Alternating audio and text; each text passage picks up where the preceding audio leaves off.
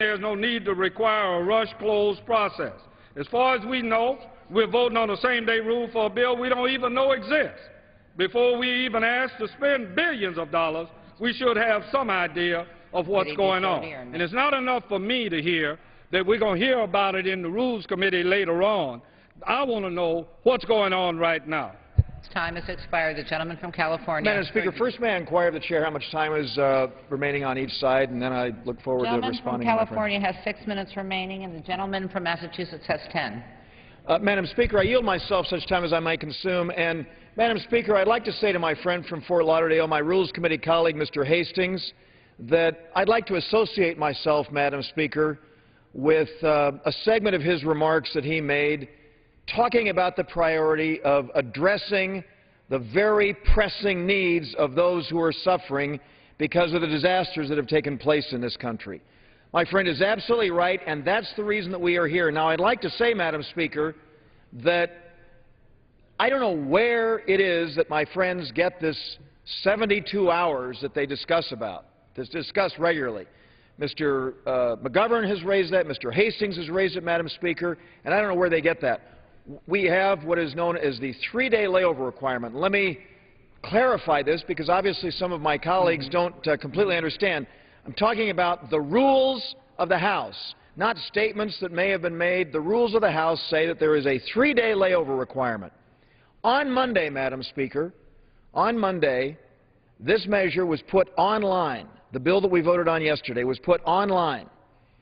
It calls for $1.043 billion in spending on an annual basis as we address keeping the government going, ensuring we don't have a government shutdown between now and November 18th. That was put online on Monday. Of course, I'm happy to yield to my friend. Yes, I just wanted to respond to your statement. You don't know. Tell me I can't associate myself with your remarks? Is that what you're going to do? Oh, okay. That you don't know where we got the 72 hours from. Well, if you go on the Speaker's website, you'll see in the very first paragraph of what he says in that regard with reference to 72 hours, and perhaps that's where we got it If I could reclaim my time, I will tell my friend that the rules of the House are what we are complying with. The rules of the House say a 3-day layover requirement. On Monday, this was made available and put online. And now my friend says, I want to see it now. I want to see exactly what we're considering.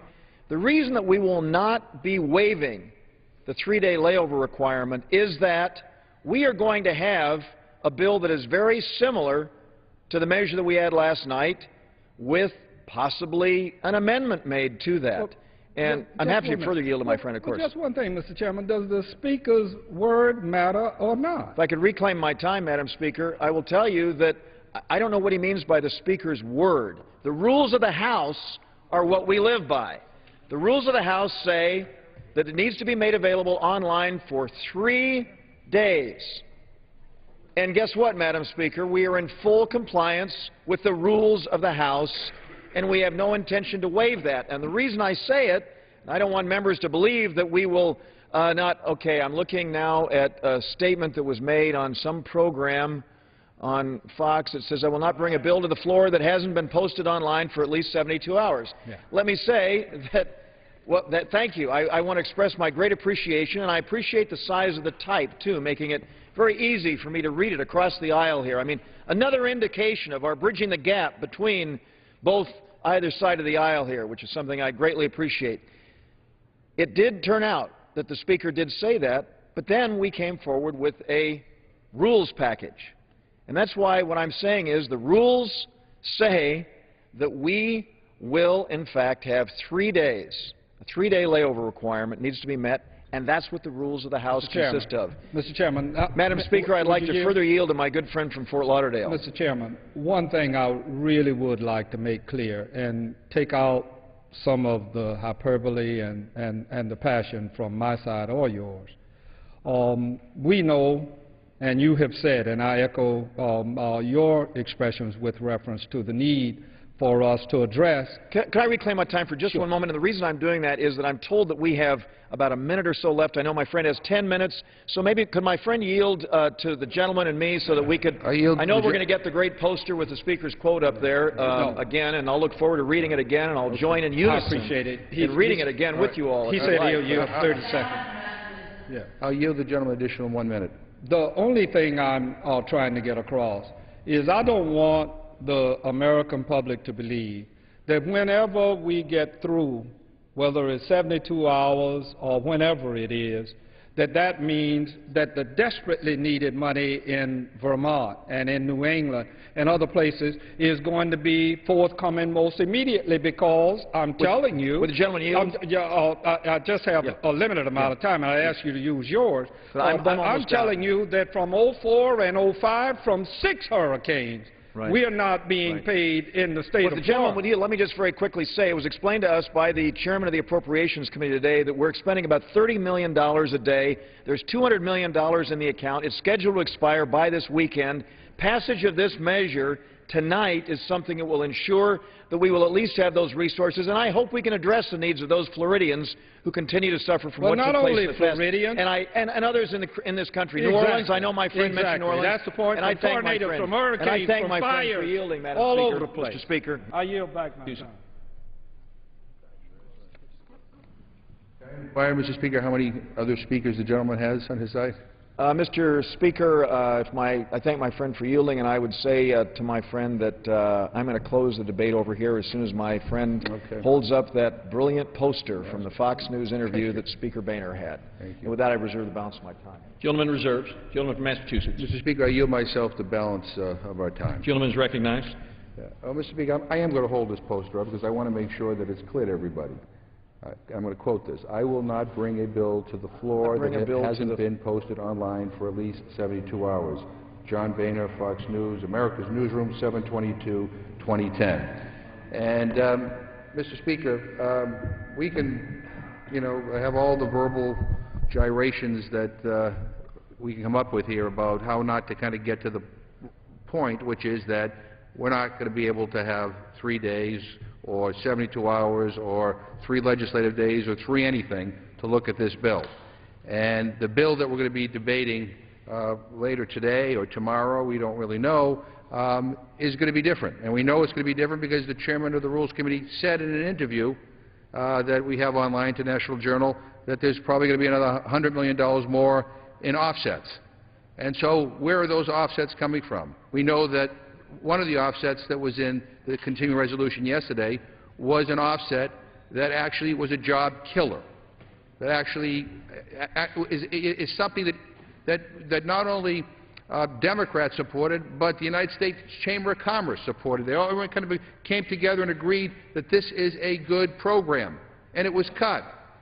And it is going to discourage job creation in this country. So I think it is important to know where these offsets are going to be coming. And again, let me repeat what I've said over and over.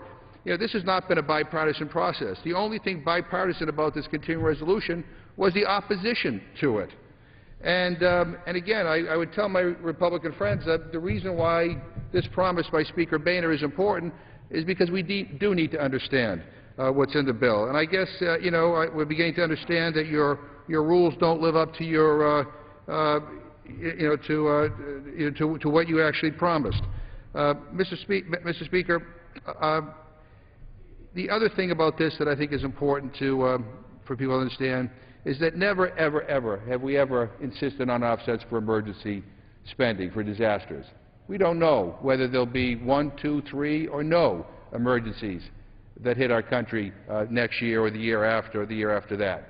Maybe my Republican friends have now figured out a way to predict earthquakes and tsunamis and hurricanes and tornadoes, but we don't know how to predict with any accuracy. And this notion that we're not going to be there, that we're going to insist on offsets in order to provide people who have been thrown out of their homes, whose communities have been destroyed through no fault of their own, so we can find an offset when, we don't need any offsets for nation building in Afghanistan. That's all on your credit card. There's no offsets needed for that. Why is it that no offsets are needed to do that kind of stuff, But when it comes to helping people in this country, you know, all of a sudden we become super fiscally conservative. You know, we need to have offsets for everything. You want to reduce the debt? Put people back to work. You know, that's how you do it. Cutting programs that put people back to work don't put people back to work. It slows down the economic recovery. Here we are in September, and we have yet to deal with a single jobs bill on this floor. You know, I don't know what it's like in California, but I can tell you in Massachusetts, when I go home, people want to talk about jobs and the economy. Yes, they want to reduce the debt, and they understand by ending some of these wars, you know, by cutting back on some of these overseas bases that we have, you know, by asking Donald Trump to pay his fair share. You know, there's something wrong in this country when a billionaire hedge fund manager pays a lower tax rate than his secretary. But no, we can't ask that person, that billionaire, to pay his fair share. Everything is aimed at working people and those who are most vulnerable. We should be talking about putting America back to work. We should be debating every day about ways to stimulate this economy, to provide incentives to put people back to work, to find ways to stop incentivizing corporations to send American jobs overseas. Instead, my friends on the other side of the aisle are protecting all that status quo. I mean, they are protecting those tax breaks, those incentives that encourage jobs to go overseas. Enough. Enough. I mean, you know, and I'll close by saying this, Mr. Speaker. You know, when it comes to protecting subsidies for big oil companies, you know, my friends are there. When it comes to rebuilding and nation building in Afghanistan, they're there. You know, when it comes to maintaining, you know, a tax code that allows a billionaire hedge fund manager to pay a lower tax rate than his secretary, they're there. But when it comes to disaster assistance, when it comes to jobs, when it comes to things that matter to everyday people, it is a struggle. It is a fight. I would urge my colleagues to rethink their priorities, to work in a bipartisan way when it comes to disaster relief and job creation. Let's bring the President's jobs bill to the floor. If you don't like it, vote against it. But allow us to have the opportunity in this new open House. Let us bring the President's jobs bill to the floor. Let us see whether we can pass it here. I think if this truly is an open House, we ought to have that opportunity. I will just say, Mr. Speaker, before I yield back the balance of my time, I don't know when we're going to get this bill. I don't know where the cuts are going to be made. I don't know what other job-creating programs are going to be cut. But again, I will not bring a bill to the floor that hasn't been posted online for at least 72 hours. We're not even going to get 72 minutes in all likelihood. I yield back the balance of my time. I urge my colleagues to vote no on this. Gentleman yields back his time. Gentleman from California. Mr. Speaker. Mr. Speaker. Gentleman is recognized. Thank you, Mr. Speaker. I yield myself the balance of the time. Gentleman is recognized. Speaker, the American people are hurting and have been suffering from disasters over the past several weeks and months, and obviously for a long period of time in the past. We just had a meeting downstairs where one of my new colleagues, the gentleman from Williamsport, Pennsylvania, Mr. Marino, stood up and talked about the fact that he just days ago was trudging through mud, meeting with the parents of small children, young children, who were literally sitting on the hoods of automobiles in Pennsylvania where terrible flooding is taking place, and they have been asking him since they had lost their homes what he was going to do. And Mr. Marino made it very clear that he would do everything possible to ensure that those families would have what they needed. And that's why we're here right now with the measure that we have before us. Now, Mr. Speaker, this measure that will come before us later this evening is a measure that has been online more than 72 hours. It was put online on Monday. Today is Thursday. So well beyond 72 hours, it's been made available. We have actually doubled from $500 million to $1 billion the FY11 request that was made by the President, because we understand the imperative of getting these resources to the American people who are suffering. We can do that, Mr. Speaker, while at the same time reining in the size and scope and reach and control of the federal government, because everyone knows, Democrats and Republicans alike acknowledge, that there is waste in government, and that's the reason that we're saying we must pare the level of spending back. And so, Mr. Speaker, this is not martial law. This is simply our step to ensure that the American people get the resources they need and that we do it in a fiscally responsible way, and it stems from what was a bipartisan agreement. And so, Mr. Speaker, with that, I urge an aye vote on the rule, and I move the previous question. That debate from earlier today. Right now, the House is in recess. They're expected to return tonight to debate a temporary spending bill to fund the federal government into November. Meanwhile, the House Rules Committee has called an emergency meeting starting in a few minutes from now at 9 Eastern about that funding bill. While we wait for the House to come back, we'll go to Iranian President Mahmoud Ahmadinejad's speech at the UN General Assembly in New York today.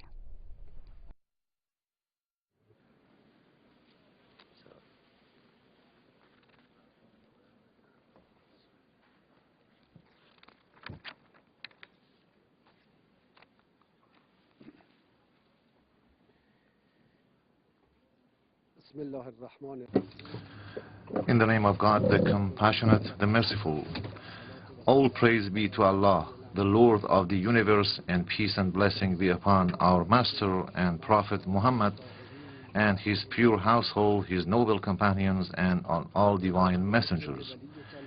O God, hasten the arrival of Imam al-Mahdi and grant him good health and victory, and make us his followers and all those who attest to his rightfulness. Mr. President, Excellencies, ladies and gentlemen, I am grateful to the Almighty Allah who granted me once more the opportunity to appear before this World Assembly. I have the pleasure to express my sincere thanks to His Excellency Joseph Dace, President of the 65th session, for his tremendous efforts during his tenure. I also would like to congratulate His Excellency Nasser Abdul Aziz on his election as the President of the 66th session. Let me seize the moment to pay tribute to all those who lost their lives during last year as a result of natural disasters, particularly to the victims of tragic famine in Somalia and the devastating flood in Pakistan. I urge everyone to increase their assistance and aid to the affected populations in these countries. Over the past years, I spoke about different global issues and the need to introduce fundamental changes in the current international order. Today, considering the international developments, I will try to analyze the present situation from a different angle. All you know, the dominance and superiority of human beings over other creatures lie in the very nature and the truth of humankind. This is a divine gift and a manifestation of the divine spirit, embodying faith in God, who is the everlasting creator and planner of the entire universe. Showing compassion to others, generosity, justice-seeking, and having integrity both in words and in deeds. The quest for dignity to reach the pinnacles of perfection, the aspiration to elevate one's material and spiritual status, and the longing to realize liberty. Defying oppression, corruption, and discrimination, in contrast to supporting the oppressed. Seeking happiness and lasting prosperity and security for all. These are some of the manifestations of common divine and human attributes, which can clearly be seen in the historical aspirations of human beings, as reflected in the heritage of our search for art and literary works, both in prose and socio-cultural and political movements of human beings in the course of history. All divine prophets and social reformers invited human beings to tread on this righteous path. God has given dignity to humankind to elevate his status, to assume his successor role on earth. Dear colleagues and friends, Mr. President, it is vividly clear that despite all historical achievements, including creation of the United Nations, that was a product of untiring struggles and efforts of free-minded and justice-seeking individuals, as well as the international cooperation. Human societies are yet far from fulfilling their noble desires and aspirations. Most nations of the world are unhappy with the current international circumstances, and despite the general longing and aspiration to promote peace, progress and fraternity, wars, mass murder, widespread poverty, and socio-economic and political crisis continue to infringe upon the rights and sovereignty of nations, which leave behind irreparable damage worldwide against all nations in the world. Approximately 3 billion people of the world live on less than $2.5 a day, and over 200 million people even live without having even one sufficient meal on a daily basis. 40% of the poorest world populations only share 5% of the global income, while 20% of the richest people share 75% of economic earnings worldwide. More than 20,000 innocent and destitute children die every day in the world because of poverty. 80% of financial resources in the United States are controlled by 10% of its people, while only 20% of such resources belong to the 90% of the population. What are the causes and reasons behind these inequalities? How can one remedy such injustice? Those who dominate and run centers of global economic power put the blame on people's aspiration for religion and the pursuit of the path of divine prophets, or on the weakness of nations and the ill performance of a number of groups or individuals. They claim that only their views, approaches, or prescriptions can save humanity and the world economy. Dear colleagues and friends, don't you think that the root cause of the problems must be sought in the prevailing international order, or the way the world is governed? I would like to draw your kind attention to the following questions. Who abducted forcefully tens of millions of people from their homes in Africa and other regions of the world during the dark period of slavery, making them a victim of their materialistic greed in the United States and in Europe? Who imposed colonialism for over 4 centuries upon this world, and who occupied lands and massively plundered resources of other nations, destroyed talents, and alienated native languages, cultures, and identities of nations, who triggered the First and Second World Wars that left 70 million killed and hundreds of millions injured or homeless, who created the wars in the Korean Peninsula and in Vietnam, who imposed through deceits and hypocrisy, the Zionists, and over 60 years of war, homelessness, terror, and mass murder on the Palestinian people and on the countries of the region, who imposed and supported for decades military dictatorships and totalitarian regimes on Asian, African, and Latin American nations, and established friendly relations with all of them, who used atomic bomb against defenseless people and stockpile thousands of warheads in their arsenals, whose economies rely on waging wars and selling arms,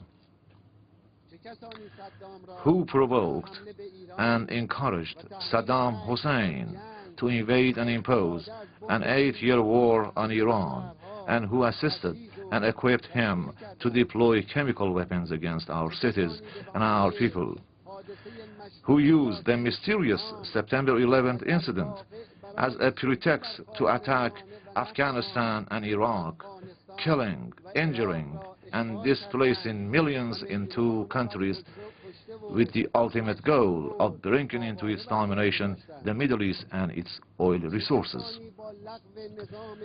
who undermined the Bretton Woods system and printed trillions of dollars without the backing of gold reserves or equivalent currency, a move that triggered inflation worldwide and was intended to prey on the economic gains of other nations.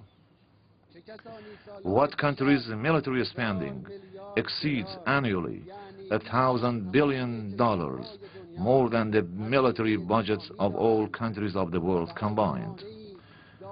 Which governments are the most indebted ones in the world, and who is the government that threatens all nations and countries with any excuse? Who dominates the policy-making establishments of the world economy?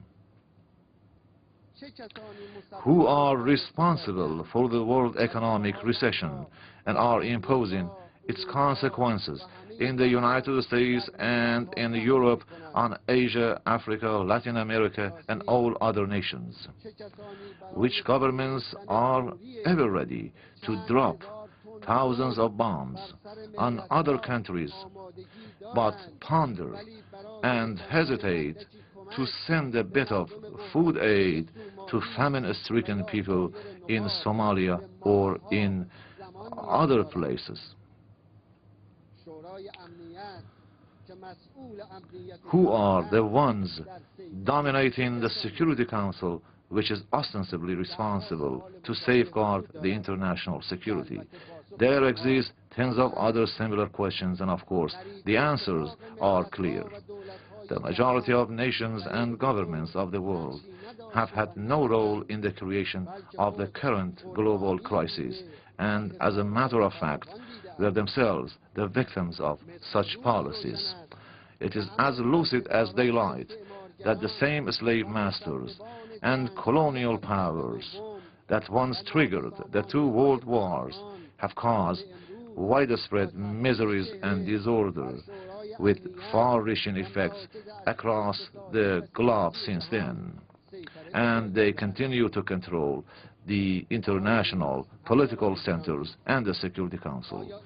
Dear colleagues and friends, do these arrogant powers really have the competence and ability to run or govern the world? Or is it acceptable that they call themselves as the sole defender of freedom, democracy, and human rights, while they militarily attack and occupy other countries? Can the flower of democracy blossom from NATO's missiles, bombs, or guns?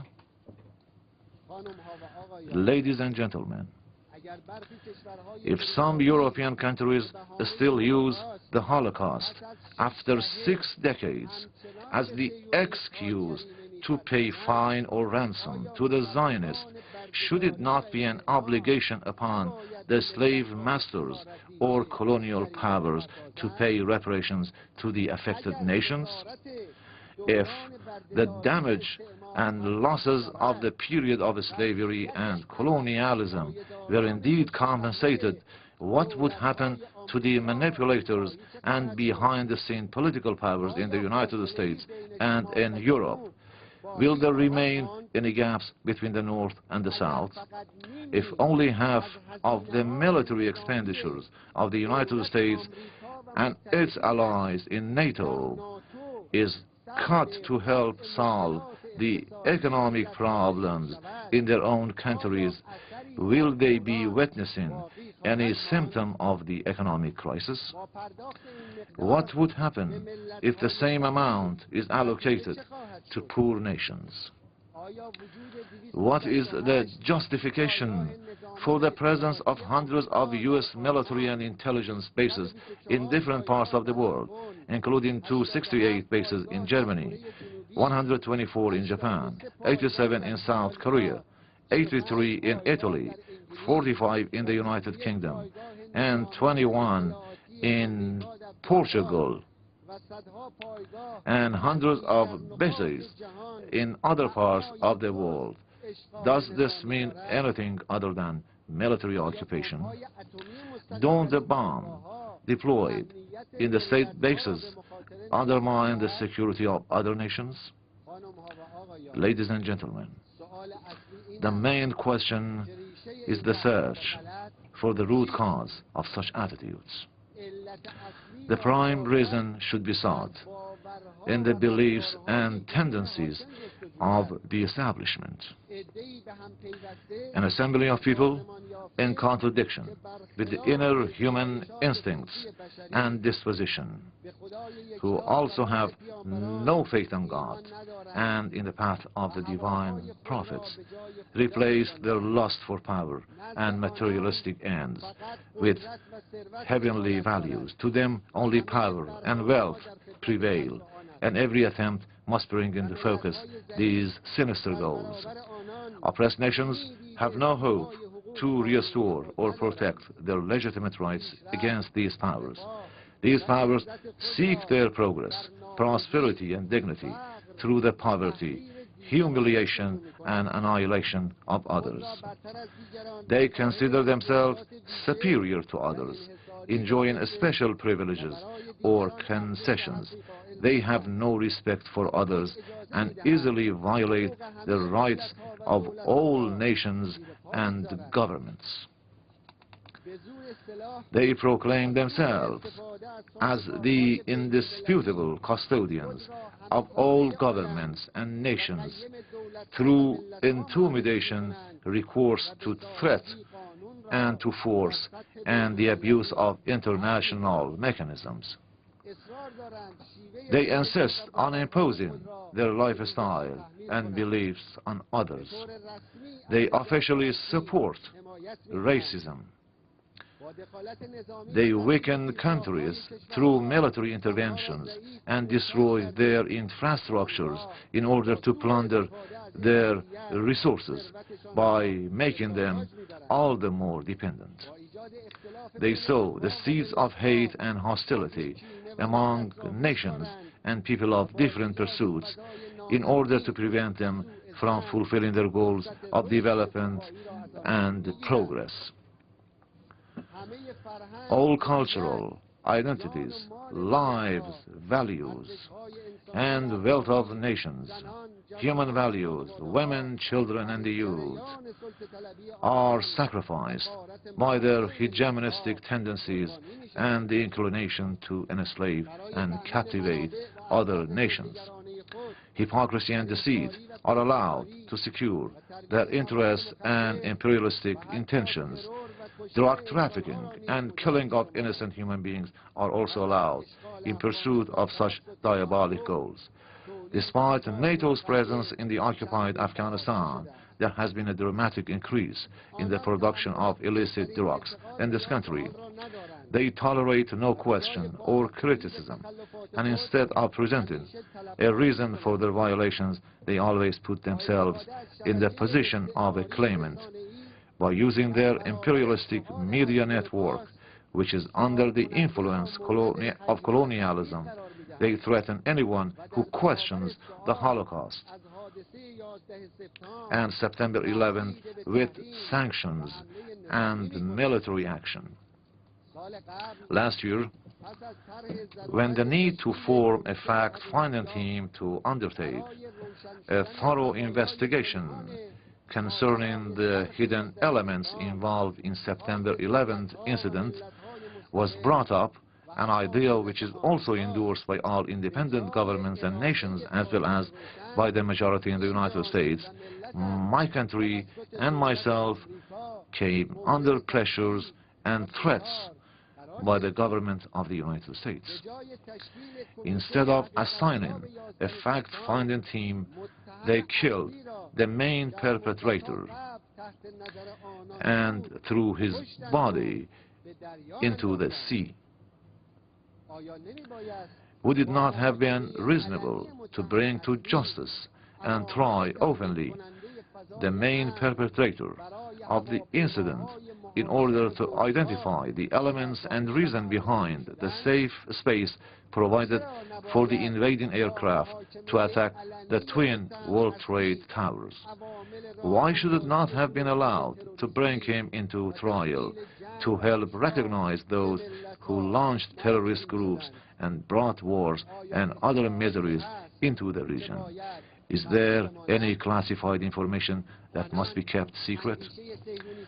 They view Zionism as a sacred notion or ideology, and any question concerning its foundation and history is condemned by them as an unforgivable sin. However, they endorse and allow sacrilegious and insult against beliefs of other divine religions. Dear colleagues and friends, real freedom, justice, dignity, well-being and lasting security are the rights of all nations. These values can neither be achieved by reliance on the current inefficient system of world governance nor through the intervention of the world arrogant powers and the gun barrels of NATO forces. These values could only be realized under independence and recognition of others' rights and through harmony and cooperation. Is there any way to address the problems and challenges besetting the world by using the prevailing international mechanisms or tools to help humanity achieve the long-standing aspiration of peace, security, and equality? All those who try to introduce reforms whilst preserving the existing norms and tendencies have failed. The valuable efforts made by the non-aligned movement and Group 77 and 15, as well as by some prominent individuals, have failed to bring fundamental changes, although they had their own effects and impacts.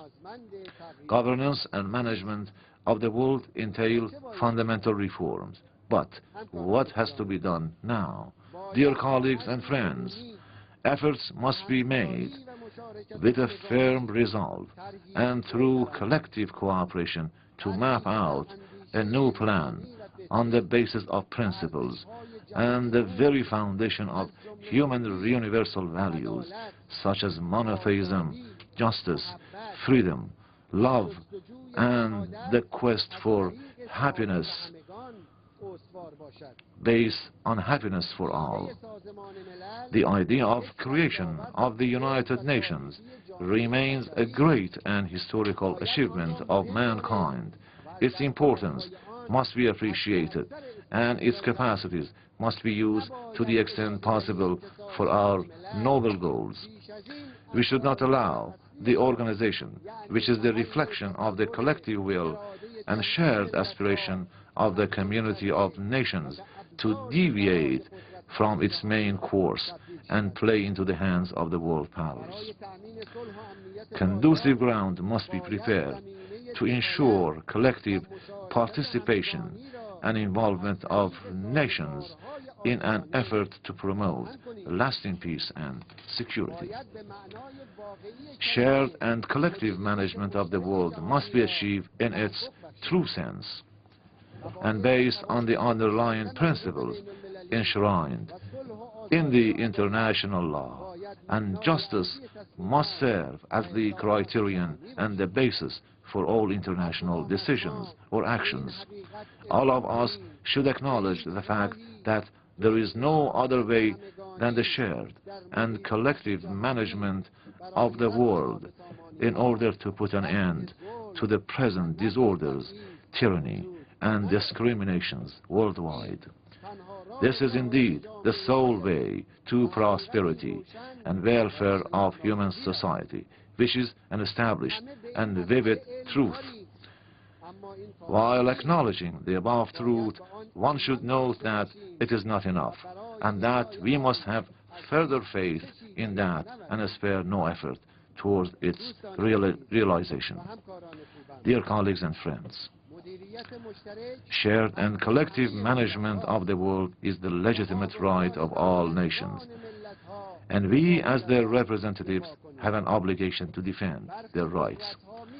Although some powers continuously try to frustrate all international efforts aimed at promoting collective cooperation, we must, however, strengthen our belief in achieving the perceived goal of establishing a shared and collective cooperation to run the world. The United Nations was created to make possible effective participation of all nations in international decision-making processes. We all know that this goal has not yet been fulfilled because of the absence of justice in the current management structures and mechanisms of the United Nations. The composition of the Security Council is unjust and inequitable. Therefore, changes and structuring of the United Nations are considered as the basic demands of the nations that must be addressed by the General Assembly. During last session, I emphasized the importance of this issue and called for the designation of this decade as the decade of shared and collective global management, and that all capacities and resources must be mobilized in that direction. Now I would like to reiterate my proposal, and I am sure that through international cooperation, efforts of committed world leaders or governments, and through insistence on justice and the support of all other nations, we can expedite the building of a common, bright future. This movement is certainly on the rightful path of creation, with the assurance of a promising future for humanity. A future that will be built when humanity initiates to tread the path of the divine prophets and the righteous under the leadership of Imam al-Mahdi, the ultimate savior of mankind and the inheritor to all divine messengers, leaders, and to the pure generation of our great prophet.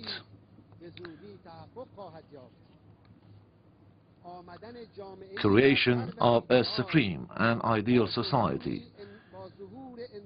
with the arrival of a perfect human being who is a true and sincere lover of all human beings is the guaranteed promise of Allah. He will come with Jesus Christ to lead the freedom and justice lovers to eradicate tyranny and discrimination and promote knowledge, peace, justice, freedom, and love across the world. He will present to every single individual all the beauties of the world and all good things which bring happiness for mankind and which gives the promise of a better tomorrow to all humanity and the sweet taste of life to all. Friends and colleagues, today nations have been awakened, and with the increase in public awareness, they no longer succumb to oppressions and discriminations. The world is now witnessing more than ever the widespread awakening in Islamic lands, in Asia, in Europe, and in America. Every day, these movements are ever expanding. Every day, their specter and influence to pursue the realization of justice, freedom, and the creation of a better tomorrow. Our great nation, and our nation that built a great civilization and history, stands ready to join hands with other nations to march on this beautiful path in harmony and in line with the shared aspirations of mankind. Let us salute love, freedom. Let us salute justice and knowledge, and let us salute the bright future that awaits humankind. I thank you all, ladies and gentlemen.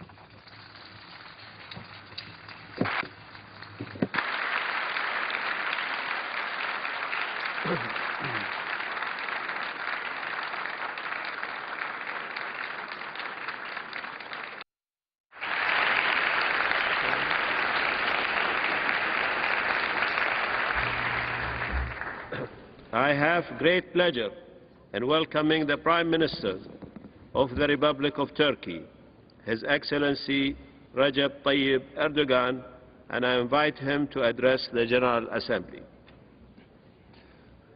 Sayın Başkan, Mr. President, Sayın Genel Sekreter, Mr. Secretary General, Ekselansları, saygıdeğer delegeler, distinguished delegates, hanımefendiler, beyefendiler, ladies and gentlemen, sizleri sevgi ve saygıyla I selamlıyor. warmly and respectfully greet you 66. all Genel and hope Kurul'un hayırlı that the sonuçlara 66th vesile olmasını session of diliyorum. the UN General Assembly will yield fruitful Başkanlığı results. üstlenen I Sayın would like Nasır to Abdülaziz congratulate His Excellency Mr. Abdulaziz Al Nasser on his assumption of the presidency, and also wish to extend my sincere appreciation to Mr. Joseph Dice for his time as President of the General Assembly.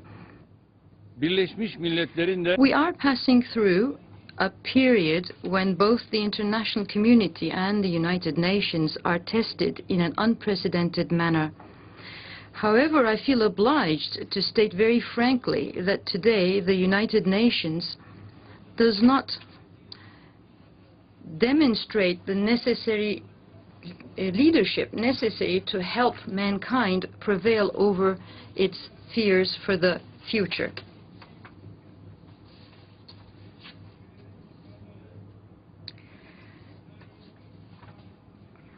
Therefore, the United Nations has to reform itself and renew its vision with a view to protecting the universal rights of humanity as a whole, rather than acting upon the interests and remaining under the guardianship of certain countries.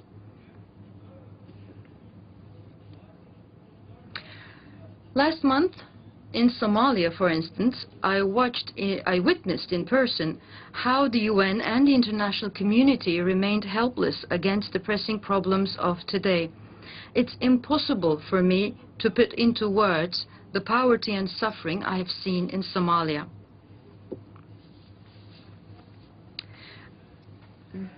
This I speak about because I have had personal experience. I have personally seen this with my family, with my ministers. It's not something I heard, it's something I personally witnessed. And the tragedy of Somalia, where tens of thousands of children died due to the lack of even a piece of bread or a drop of water, is a shame for the international community. And it's not something that we can speak of only with just a few words. This is a shame for international community. And the civil war, which has been ongoing for the last 20 years in Somalia, has wiped out all the resources and livelihood of Somalia, and the people of Somalia are gradually being dragged to death before the eyes of the world. Today, the international community is watching the suffering in Somalia like as if it were a movie. However, we should urgently face this situation, which is a test to our humanity. And while doing so, we should not look only into the picture of today, but also to the shameful history that has led Somalia into the arms of this great tragedy. Indeed, beneath the tip of this huge iceberg lie great crimes against humanity. In that respect, the situation in Somalia has also revealed the deep wounds inflicted by the colonialist mentality which kept Africa under its hegemony for centuries. Today, on the other hand, this cold colonial understanding is absent where it has no interest, and thus, in Somalia, it is now watching millions of children die in need of a morsel of bread. I will be frank. No one can speak of peace, justice, and civilization in the world if the outcry rising from Somalia is left unheard. No word is sufficient to describe the agony going on in Somalia. Turkey's approach towards Somalia or any other international issue is grounded firmly on humanitarian principles. This is why we have launched a comprehensive aid campaign for Somalia with the strong support of our nation. We have collected a donation of about $300 million within the last 2 months from our people. Furthermore, the amount of our humanitarian assistance surpassed the level of $30 million up until now. We also organized an emergency meeting of the Organization of Islamic Cooperation in Istanbul, and the amount of pledges made on this occasion exceeded $350 million. Along with emergency humanitarian aid, Turkey is also determined to help build the infrastructure facilities that will enable this country to stand on its feet. And in this context, Turkey has undertaken a wide spectrum of projects ranging from transportation to health and education, from agriculture to fishery and construction, including the construction of roads, hospitals, schools and water wells. By reopening our embassy in Mogadishu, we have also showed the world that claims of security challenges cannot be an excuse for delaying assistance.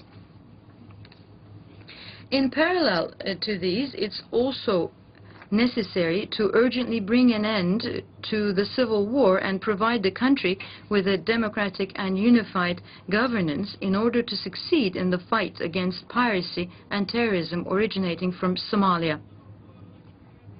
In this regard, we would like to ask everyone to ask themselves why the international community deprives Somalia of the interest that it has shown to conflict areas elsewhere in the world. The entire international community should act with a sense of utmost urgency to support the efforts to build peace and stability in Somalia. The civil war smothering our Somalian brothers for 20 years should come to an end without any further delay. And in this context, the progress achieved recently by Somalia leaders towards building national consensus gives us hope for the future. As Somalia takes its well-deserved place within the international community, the world will become a safer and more stable place. It is precisely this understanding that lies at the heart of Turkey's rigorous efforts towards Somalia. We're making every effort to carry out infrastructure investments that will enable Somalia to stand on its feet. We're also working unrelentingly to help provide an environment of political stability and peace conducive to sustainable development. We're doing this solely because of our humanitarian responsibility, not for any other purpose or intention. And it is our greatest wish that the leadership demonstrated by Turkey in this direction will set an example to the entire international community. Mr. President, according to us, the United Nations is the personification of the ideal that aims to ensure that international rights and justice, rather than sheer force and repression, peace rather than conflict, and human conscience rather than simple interest and balance prevail. This is what I understand the United Nations to be. And the greatest impediment to the realization of this ideal is the Arab-Israeli conflict that has been ongoing for more than half a century. The fact that this problem is still not resolved and that rights and laws and justice is sacrificed for the sake or in favor of political balance is the greatest blow to the sense of international justice. To date,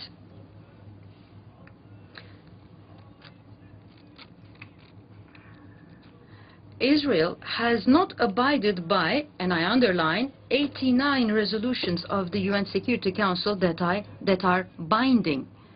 In addition, there are hundreds of resolutions adopted by the UN General Assembly, this very body, that Israel has ignored. What's even more regrettable is the fact that the United Nations has been helpless in such a way that it has taken no step to end the human tragedy suffered by the Palestinian people. So the question I ask is that when the UN takes decisions with regard to sanctions to be implemented in various other places, is the UN silent, as it is in the case with Israel, in the case of other examples? Or is the UN persistent in following through its resolutions in other places, like in the Sudan? So we have to really look at ourselves in the mirror. This situation causes great indignation in the international community in general, and therefore this issue cannot remain unsolved, and the international community must act urgently and heal this bleeding wound.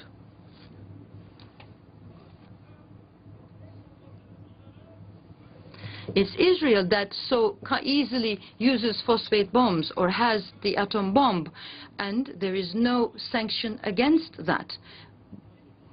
But even if there is a wisp of such a possibility emerging elsewhere in the region, there is an effort to prevent this from happening. And I ask you whether this is justice, whether this is fair.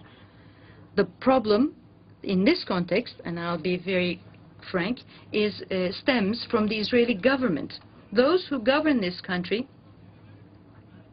take steps every day which, instead of paving the way for peace, build new barriers preventing peace.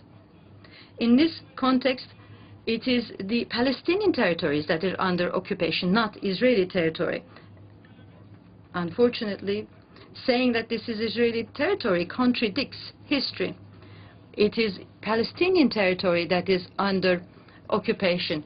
It is Israel that is using disproportionate force. But once again, it is Israel that doesn't abide by the sanctions. In this context, illegal settlements which are still underway in the occupied territories of Palestine, despite the calls by the international community, and the blockade on Gaza stand out in particular. I ask you, in the Universal Declaration of Human Rights,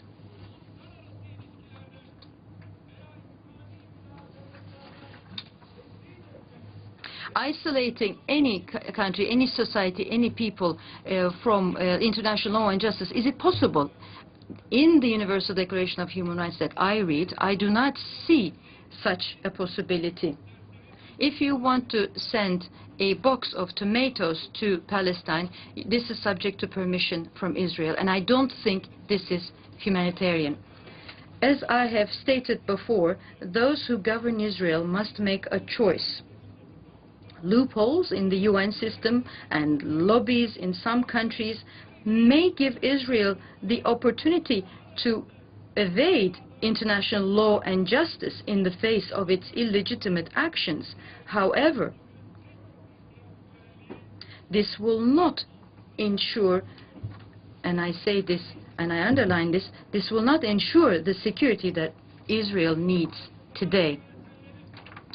Those who govern Israel must see that real security is possible only by building real peace.